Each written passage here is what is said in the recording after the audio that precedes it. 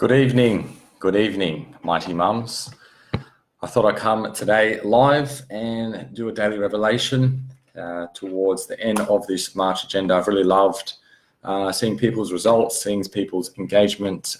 Today, the Plank Challenge, and making sure tomorrow is accountability day. So you're going live into the group. But today's daily revelation is 120, and I want to talk about why beliefs is what drive your results.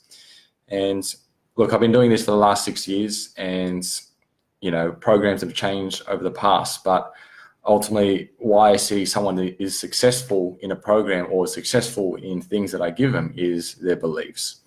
And it's a shift in their beliefs. It's ultimately nothing to do with the program, because at the end of the day, if they don't believe in themselves, if they don't have the ability to push through uncomfortable situations, or they don't want to change, but they slip back to the old ways, and at the end of the day, it causes them to not get the results they're truly after.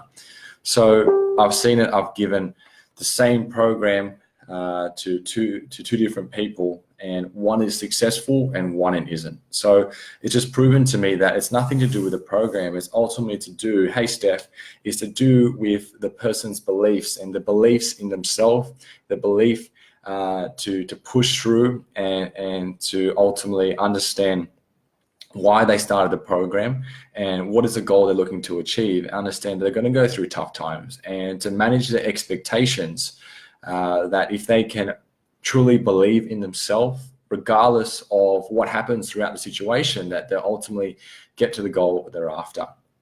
And the reasons people fall out of programs, and the reasons people don't stick with a program, is their lack of belief in themselves. And it's ultimately nothing to do with the program. And I've been in part of programs myself before, where other people were getting results and I wasn't, but it came down to me. It came down to me and not believing, that I could push through uncomfortable situations, that I could go through failures and continue to push on and get to the place that I ultimately wanted to be.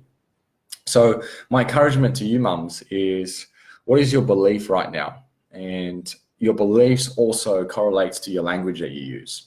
So the language, like, I just wasn't meant to do this. The language was, I'm supposed to be a failure. The language is, the goals and achievements are meant for everyone else but myself. And language is really, really important. So when you use language like I'm trying, or I'm going to try, or I should do that, one day I'll do that. Little things like this starts to form beliefs in your head that, this is who you're meant to be.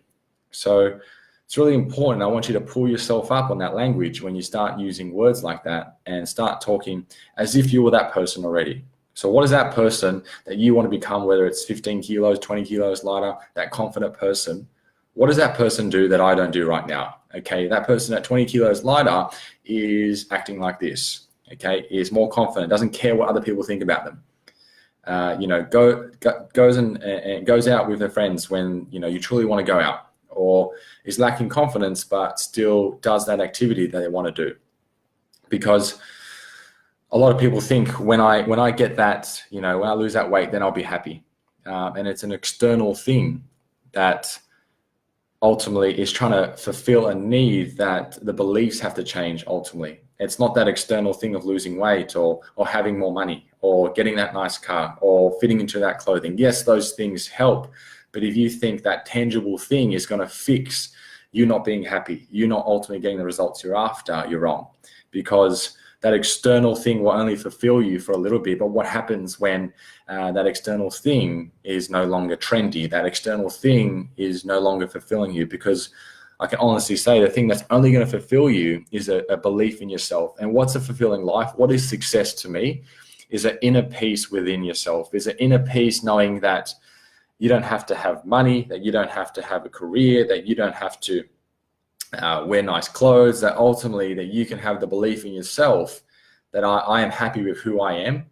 And when you have that belief, and when you have that drive and resolve, and that belief that you are that person who you want to be already, that you will take the action steps that you need to every single day in order to ultimately become that. But if you're waiting for that light bulb moment for this to happen, and then I can be happy, you're going to be upset. And more than likely you have this expectation that I need to get this. When I get that, I'll be happy. And I want you to move your way and say, why can't you be happy right now?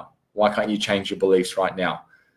And I've talked about it in a previous video. How do you change your beliefs?